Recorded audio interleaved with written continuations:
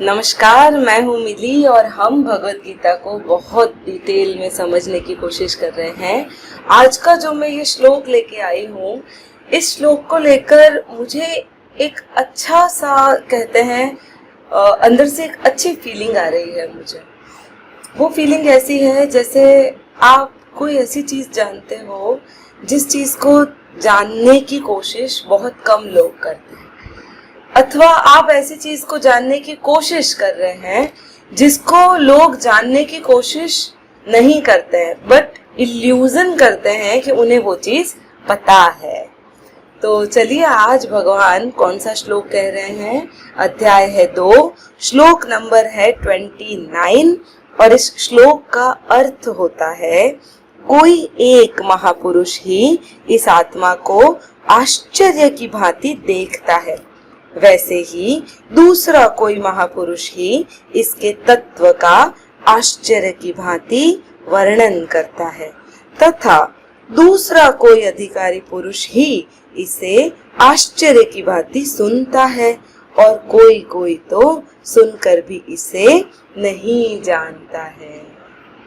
बहुत ही डीप में इसका मतलब भगवान ने बताया है कि आत्मा के बारे में बातें कम लोग करते हैं। अब यहाँ पर आत्मा मतलब हम जो भूत पिशाच और ये सब बातें करते हैं, इसकी बात नहीं है, हमारी सेल्फ के बारे में बात है कि इसके बारे में लोग बहुत कम बात करते हैं। जो बातें करते हैं उनमें से बहुत कम लोग हैं जो इसको समझते हैं। तो समझने वाले तो आप यूं समझ लो कि 0.0001% शायद होंगे, इसकी बातें करने वाले शायद 1% होंगे, बातें करने के बाद इसका उपदेश देने वाले लोग थोड़े और होंगे, हम गिन लेते हैं 2%। उपदेश देने के बाद भी इसको सुनने वाले, इसको समझने वाले और भी कम लोग होते हैं।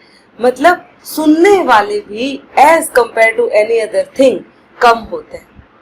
अब हम एक चीज समझें तो हमारे सेंसेस आप देखो कहाँ पर है, आउटसाइड, हम बाहर की तरफ, हमारी जो स्किन है वो बाहर की तरफ है, हम बाहर की तरफ महसूस करते हैं, स्किन की अंदर हमें महसूस नहीं होता जब तक बुखार नहीं आता। मतलब अगर कोई तकलीफ अंदर से है तभी हमें अंदर से कोई चीज महसूस होती है, अदरवाइज सिर्फ ऊपर से ही चीजें महसूस होती है।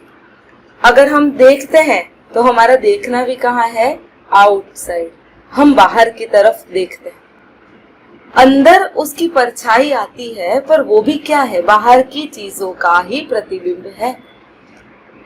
अगर हम कुछ सुनते हैं तो वो हमारी अंदर की आवाज में, आपने महसूस किया होगा अगर कभी कोई इंट्यूशन भी होता है ना, तो उसमें कोई पर्टिकुलर लैंग्वेज नहीं होती, पर जो हम भाषाएं, जो हम आवाजें सुनते हैं वो सारी क्या होती है, बाहर से आती है। हमारा स्वाद, आप देखिए आपकी बहुत पसंदीदा चीज, आप समझो आइसक्रीम आप खा रहे हो, तो आइसक्रीम का स्वाद भी कहाँ तक रहता है, जबान तक, अधिकतर जबान के आगे वाले छोर तक, और अंदर गले के अंदर उतरने के बाद कोई स्वाद नहीं होता उसका। हमें जो स्वाद की अनुभूति है वो भी बाहर ही होती है। अब जब हमारी सेंसेस बाहर की तरफ है तो हमारा जितना भी अनुभव है वह सारा कहाँ पे रहेगा, बाहर। हम अंदर की तरफ कुछ भी अनुभव करते ही नहीं। एक बार मैंने जो किताब पढ़ी थी श्री रमण महर्षि की, जिसमें प्रश्नोत्तर थे, उसमें उनको किसी पत्रकार ने पूछा था कि आप इस दुनिया को कैसे देखते हैं। तब रमण महर्षि कहते हैं, बाहर कुछ है ही नहीं, जो भी है वो सब मेरे अंदर ही घटित हो रहा है। ये सारी चीजें एक नाटक जैसा है जिसमें हमें सिर्फ अपना पात्र निभाना है और चले जाना है। अब ये बात रमण महर्षि कहते हैं तो ठीक है, पर हमारा क्या है, हम तो बहुत ही इतने मामूली व्यक्ति हैं जो बस भगवत गीता को पढ़कर समझने की सिर्फ एक कोशिश करने की भी चेष्टा कर सकते हैं। हमारी कोशिश भी ऐसा इतनी डीप नहीं है कि तुरंत ही समझ में आ जाए। मैं इसका कारण आपको बता सकती हूँ बहुत आसानी से। जब कोई भी चीज हमें तुरंत समझ में आनी होती है ना, तो उसके लिए वक्त तो लगता है, पर जब समझ आ जाती है ना, तब ये वक्त हमें बहुत लंबा प्रतीत नहीं होता। जैसे कोई बच्चा है, घुटने से चल रहा है और बड़ा होते ही थोड़ा सा 1-2 स्टेप लेता है और फिर तुरंत दौड़ने लगता है।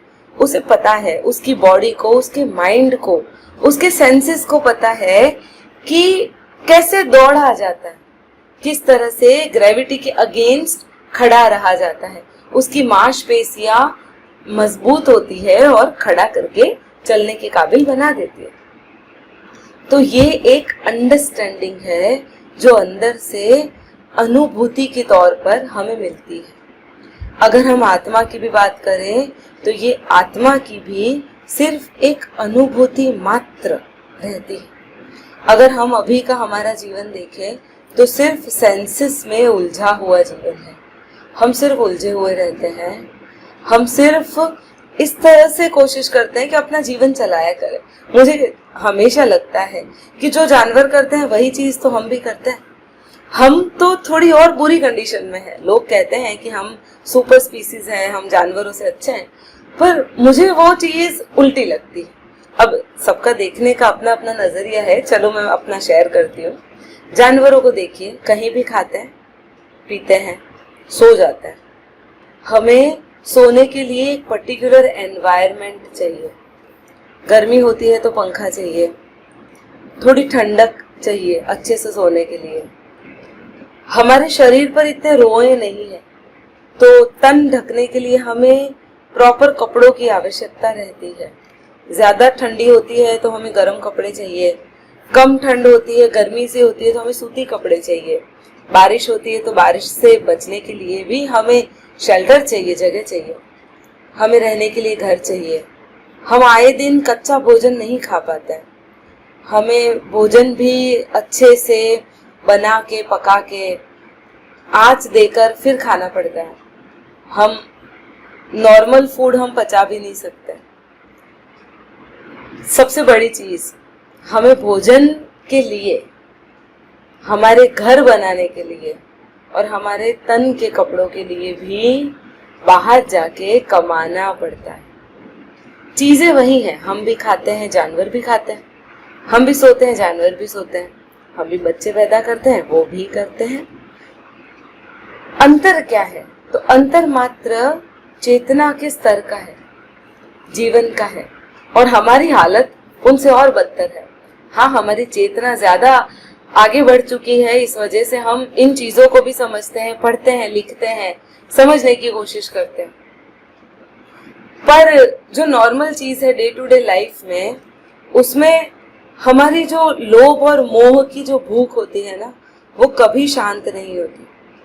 हमें जितना धन आवश्यक होता है, हम उससे कहीं ज्यादा इकट्ठा करके रखते हैं और सोचते हैं कभी बुढ़ापे में बीमार हुए तो काम लगेगा।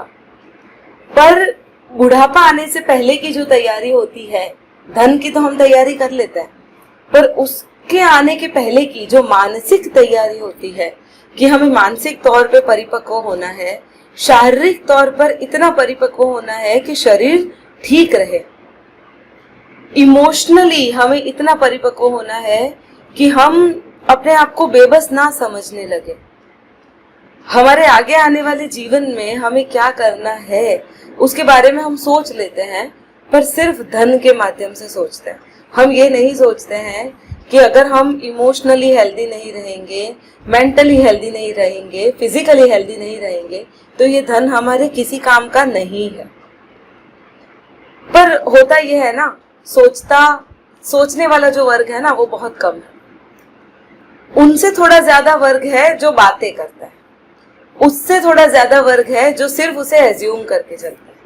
और यही बात कृष्ण ने आत्मा के संदर्भ में भी हमें समझाई है कि जो चीज जानने योग्य है उसको जानते बहुत ही कम लोग हैं। थोड़े से ज्यादा उससे उसके बारे में बातें करते हैं और थोड़े ज्यादा इसको सुनने की चेष्टा भी कर पाते हैं।